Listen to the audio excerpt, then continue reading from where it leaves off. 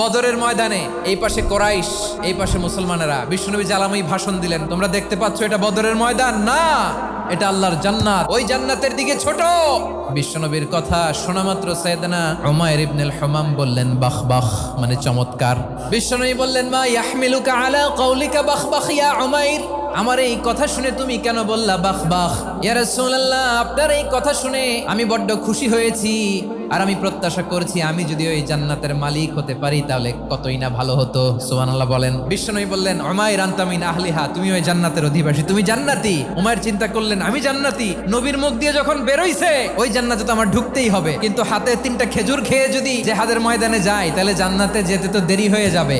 এই চিন্তা আসা মাত্রই খেজুর 3টাকে তিনি ছুঁড়ে মারলেন, তলোয়ার বের করে আল্লাহু আকবার বলে বদরের ময়দানে ঝাঁপিয়ে পড়লেন। আল্লাহর শত্রুদেরকে কচুকাটা করে এক পর্যায়ে শাহাদাতের সুধা পেয়ে নিজেও জান্নাতি হয়ে গেলেন। পড়েন সুবহানাল্লাহ।